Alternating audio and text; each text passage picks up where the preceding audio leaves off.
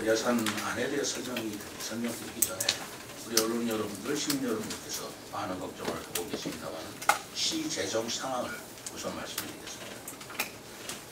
작년 시정 4기 제가 취임한 이후 또는 건전 재정을 위해 시청사 결관 신축 약 1,200억 그리고 평생교육진흥원 청사 신축 300억을 처리하였고 기존 금융기관 차입금 300억을 조기 상환했을 뿐만 아니라 차입 예정인 금융채 475억도 취소하는 등 건전 재정을 운영하기 위해 지속적인 노력을 해왔습니다.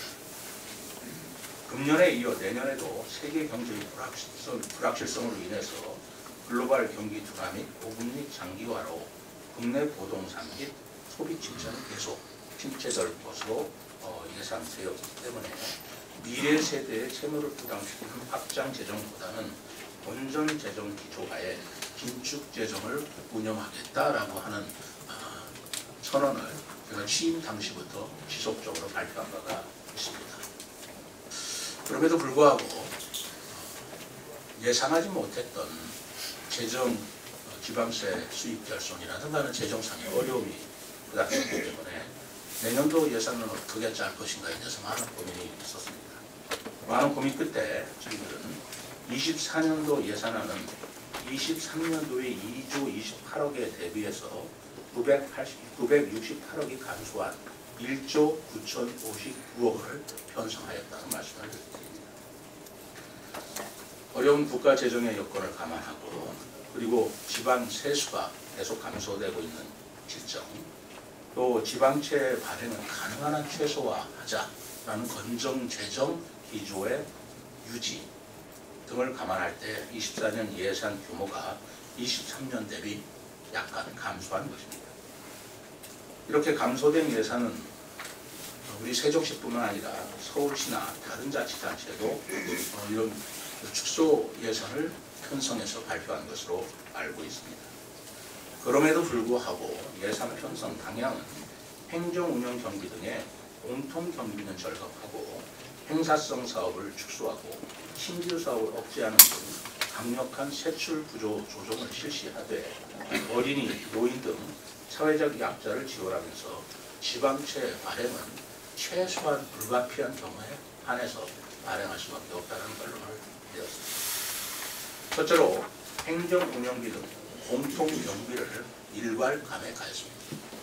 어려운 재정 여건을 고려해서 운영비성 경비인 업무 추진비, 금량비, 공공운영비 및 보도단체 운영비는 10%, 일반 수용비 및 여비는 30%를 일괄 감액 편성하였습니다.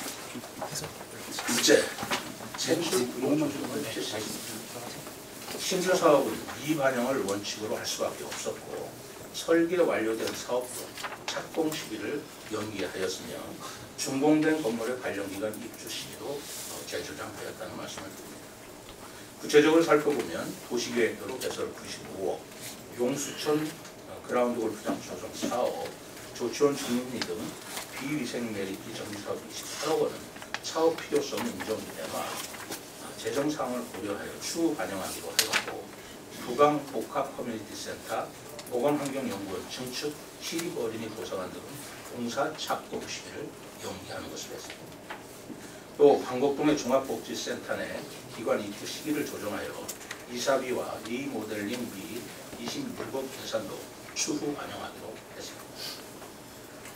그리고 세종축제를 비롯한 세종시 대표 축제로 육성할 건 육성하되 읍면동 지역문화 행사를 포함한 축제 행사들을 대폭 축소하여 복숭아 축제는 전년 대비 2억 원을 감액한 5억 원으로 반영시켰고 시민체육대회는 1억 3천만 원을 감액한 5억 2천만 원을 반영하였습니다.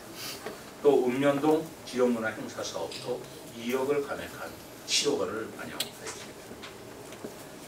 셋째, 사회적 약자에 대한 지원을 유지하거나 강화했습니다. 경제위기에 취약한 농민, 장애인, 어린이, 여성, 청소년, 노인 등에 대해서는 적극 지원하여 농업인 수당 38억, 최중증 발달장애인 개별 지원 19억, 난임부부 시술비 12억, 세종시립요양원 운영비 8억, 여성 긴급전화 1366센터 설치 운영에 8억 원 반영을 하였고 결시가도 급식 단가는 8,000원에서 9,000원으로 노인 급식 단가는 4,000원에서 5,000원으로 인상하였으며 청년 임차보증 이자 지원 대상자도 22명에서 81명으로 확대 반영하였습니다. 넷째, 지방채 반영 사업은 최소화하였습니다. 건전 재정 기조를 유지하되 시민 안전 및 재산권 보호를 위해 재해 예방, 복구 사업과 장기 미집행 토지 보상 사업에 한해 지방채 발행을 계획하였습니다. 다음으로 주요 분야별 세출 예산 사업에 대해 말씀드리겠습니다. 농림해양 사업 분야는 21.4%, 기초생활 및 취약계층은 13.9% 증가하였고 환경 분야는 36.8% 감소하였습니다. 다만 사회복지 분야 예산 규모가 23년 대비해서 감소했으나 그래서 감소된 이유는 다음에 다시 설명드리기로 하고요. 24년 추경에 11을 반영해서 총액으로는 내년도 예산에 사회복지비가 감액되지 않도록 감소되지 않도록 관리를 해나가겠습니다. 농림 분야는 농업 경쟁력을 제고하고 농업인 복지 증진을 위해서 전년 대비 180억을 증액한 1,023억 원을 편성하였습니다. 농업인 소득 보장을 위해 농업인 수당 38억, 도시와 농촌 간 균형 발전을 위한 농촌 생활 환경 정비 사업에 10억 원을 반영하였고, 농민 직접 지원 사업인 환경 보전형 맞춤형 비료 사업 7억, 과수 채소 농가 용농 자재 지원 7억, 농가 방역 보호업, 모짜리 상토 지원 등 3억을 반영하였습니다.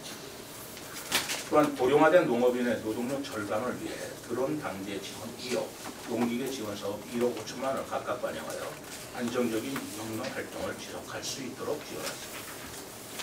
또한 무상급식 식재료 공급으로 224억, 유치원 우수농산물 식품비 지원 8억, 세종산 식재료 추가 지원 사업 44억 원을 반영해서 자라나는 우리 아이들이 안심하고 먹을 수 있는 급식 관련 예산은 확대하였습니다. 기초생활 및 취약계층에 대한 사회복지 분야 예산은 5,309억 원으로 금년 대비 기초생활지원은 78억, 취약계층 지원은 90억 증가시켰습니다. 취약계층의 최저생활 보장을 위한 생계급여로 238억, 저소득층의 일자리 창출 및 양질의 근로기회 제공을 위해 자활 근로사업 30억을 편성하였고, 출산 장려와 부모의 육아 부담을 덜어드리기 위해 부모급여 450억, 공동육아 나눔돈 운영 19억, 첫 만남 이용권 지원 69억 원, 출산 축하금 33억 등을 반영하였습니다. 노인 생활 안정을 위해서는 기초연금 753억, 어르신의 다양한 일자리 및 사회활동 지원을 위해 129억 원을 편성하였고, 아동들의 건강한 성장 환경 조성을 위한 아동수당 313억 원을 반영하였습니다. 또한 장애인의 일상생활 지원을 위한 장애인 활동 지원 급여 174억, 장애인 취업 기회 제공 및 자립도모를 위한 장애인 직업 재활시설 운영비 32억 원을 반영하였습니다. 환경 분야 예산은 1,013억 원으로 591억 원 감소하였지만 이것은 폐기물 처리시설 설치 부담금이 640억이 완납됐기 때문에 회계상으로 감소된 부분이 있고요. 자가용 수용차 지원금 이외에는 어떤 항목도 감소되지 않도록 노력하였습니다. 대중교통 중심으로 기후변화에 대응하기 위해 민간에 보급하는 전기 및 수소 자가용 승용차 보급은 축소 운영하고, 가스 열펌프 배출가스 저감장치 부착 지원 사업 12억, 운행 경유차 배출가스 저감 사업 33억 등을 반영해서 쾌적한 대기 환경 조속에 노력을 기울였습니다. 또한 차질 없는 생활 폐기물 수거를 위해 자동 가시설 운영비 131억 원 반영하였습니다.